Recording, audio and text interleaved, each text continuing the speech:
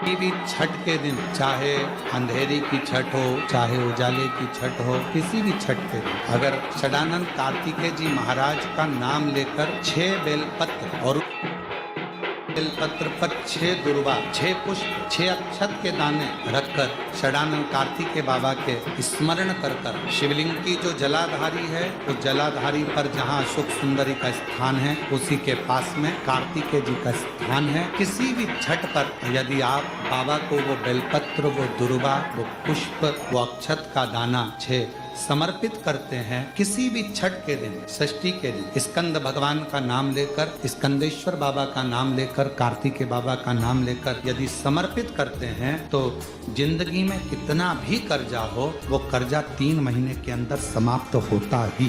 कितना भी कर्जा, साथ में आपका परिश्रम, साथ में आपकी मेहनत और आपकी दृढ़ता। शीतला माता की पूजन होती है ठंडे समय में, शीतल समय में। शीतला माता ने ये नहीं किया कि रोटी बना के उठो और थाली लेके लाइन में लग जाओ। तुम देखना, शीतला माता की पूजन करने लोग जाते ना शीतला सप्तमी, शीतला अष्टमी पे, बस 11 बजे तक तो रोटी बनाती रहेगी, सामान बनाती रहेगी। 1-1.5 घंटा में ठंडा हुआ, 12:30 बजे उठ के सीधे लाइन में लग जाएगी, जल्दी से पूजन करके सो जाऊंगी, काम खत्म। शीतला माता ने भी सोच लिया, बस तूने मुझे बेवकूफ बनाया, अब रुक जा। 11 बजे तक भोजन बनाया, 10 बजे तक भोजन बनाया, 1 बजे रात को लाइन में लग गई पूजन करने के लिए। 1 बजे रात को, न जाने किसने पहला दी कि 1 बजे रात को लग जाओ लाइन में, सुबह तक पूजन करके अपने घर आ जाओ, फिर आराम से आके सो जाओ। अब इतनी जल्दी क्या है भगवान के पूजन की? माँ की पूजन करने जा रहे हो, माता से लाड़ लड़ाने जा रहे हो, अपनी माता से अपने दिल की बात कहने के लिए जा रहे हो, अपने स्नेह की बात कहने के लिए जा रहे हो, तो धीरे धीरे प्रेमवश आनंद से माता की आराधना शीतल समय में, ठंडे समय में। ठंडे समय का मतलब है भीतर से ठंडे होकर, अपने भीतर से ठंडे होकर। अब अपने भीतर तो ठंडा ही है ही नहीं ना, जल्दी जल्दी चलो। और आधी बहुत पतली खुशी है और चलो, और एक इतना बड़ा कपड़ा थाली पे ढाक ढुका के लाइन में खड़ी है शीतला माता। शीतला माता, या हाथ में लोटा या हाथ में थाली, और इतनी देर में पड़ोसन निकल के बाजू में से जा रही थी और लोटा थोड़ा सा ढुल गया। अब यहाँ शीतला माता की पूजन करनी आई और ये हो गई चंद्र घंटा। लोटा जरा सा ही पानी का झलका, देख के नहीं चल सकती। ठंडा भोजन हाथ में, लोटा ठंडा पानी का, और अंदर अग्नि। शीतला माता भी कह रही इसको अजान दो पहले, इसको। क्या मतलब? भीतर से शीतल हुई, भीतर से ठंडे हुई।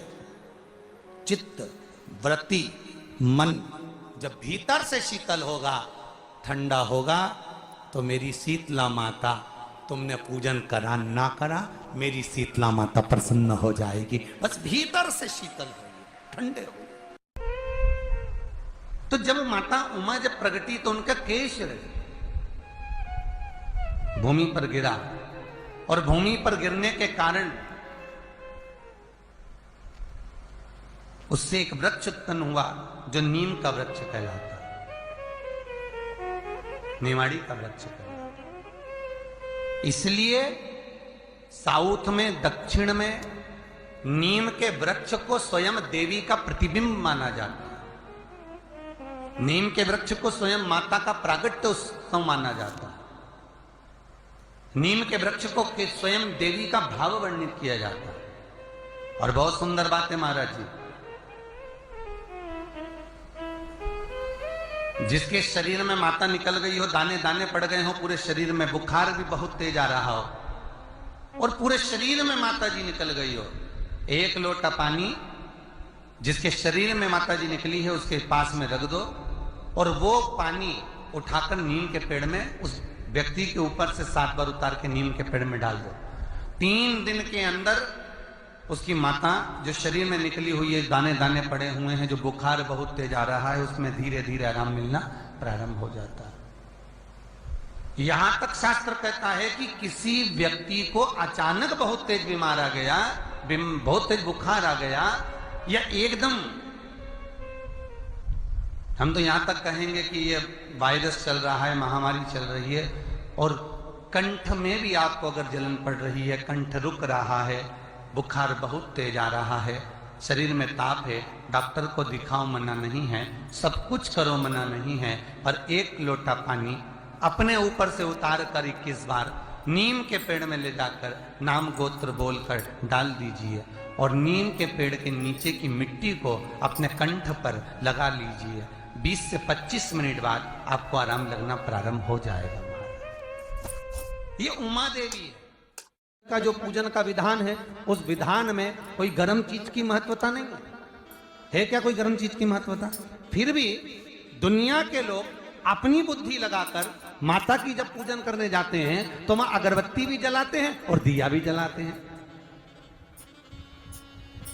अब एक तरफ तो तुम माता को ठंडा पानी का भोग लगा रही हो, एक तरफ तो ठंडा भोजन चढ़ा रही हो, एक तरफ तो ठंडे का प्रयास कर रही हो, और ऊपर से माता को तुम दिया लगाकर, अगरबत्ती लगाकर तुम माता को सम्मुख में गर्म तत्व को प्रदान कर रही हो, और फिर आकर कहती हो कि मेरा बच्चा क्यों बीमार पड़ता है, मेरे पति को आगे बार बार ये कष्ट क्यों आता है, घर में लोग चिड़चिड़े क्यों हो जाते हैं, घर में लोग क्लेश क्यों करते हैं, आखिर कारण क्या है? तो कारण तो तुम खुद हो कि जो चीज लिखी है वो ना करते हुए दुनिया जो कर रही है तुम वो करना चाहते हो। तुम भगवान की पूजन उस विधान से नहीं करना चाहते जो विधान शास्त्रों में।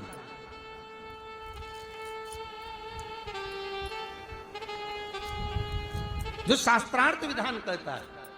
महाराज, शीतला माता की पूजन में कहीं ऐसा लिखा है कि तुम दिया लगाना, अगरबत्ती लगाना? शीतला माता की पूजन में लिखा है 1 लोटा पानी लेना, उस जल में पुष्प आदि लेकर माता को ठंडा भोजन का सुंदर भाव से माता का स्नान कराकर पूजन करना, अर्चना करना, कुंकू, चावल, रोली, मोली जो चढ़ा सकते हो, चुनरी, वस्त्र आदि जो चढ़ाना हो चढ़ाओ, पर यह नहीं लिखा कि तुम दिया भी लगाना कि अगरबत्ती भी लगाना, क्योंकि गर्म तत्व मत चाहिए माता। वो शीतल है, शीतला। और अगर तुम दिया लगा भी रहे हो, मान लो दिया अगर तुम लगा भी रहे हो तो उसके सम्मुख ना लगे, उससे दूर, बहुत दूर। नेत्र के अश्रु से रुद्राक्ष की उत्पत्ति हुई। जानते हो सब लोग? बोलो तो जम के बोलो, जानते हो ना? फिर भगवान शंकर के नेत्र अश्रु से अंधकासुर की उत्पत्ति हुई। जानते हो सब लोग? बोलो जम के बोलो, ठीक है। तीसरा, भगवान शंकर के क्रोध नेत्र अग्नि की ज्वाला से, उनके अश्रु से ज्वारासुर की उत्पत्ति हुई। ज्वारासुर, जिसको एक असुर का भी नाम दिया जाता है। ये जो बुखार आता है ना, ज्वर आता है, जो बुखार आता है, इसको भी असुर के गिनती में लिया गया, ज्वरासुर। और इस ज्वारासुर को शांत करने के लिए माता शीतला को प्रकट किया गया। और आप गुरुग्राम वासियों के लिए तो बड़ा सौभाग्य का विषय है कि माँ शीतला आपके गुरुग्राम में आशीर्वाद देने के लिए सदा विराजमान रहती है। बोल शीतला माता की, शीतला माता की। माँ इस गुरुग्राम में माता शीतला अपने भक्तों के आशीर्वाद देने के लिए सदा विराजमान है। ज्वारासुर को शांत करने के लिए माँ शीतला को प्रकट होना पड़ा था।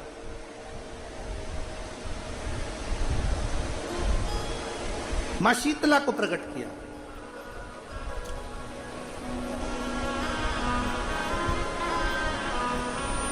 महापुराण की कथा कहती है कि शिव को ढूंढने के लिए बहुत दूर हमको जाने की जरूरत नहीं पड़ती। भगवान शंकर को यदि हमें ढूंढना ही है तो एकांत में बैठकर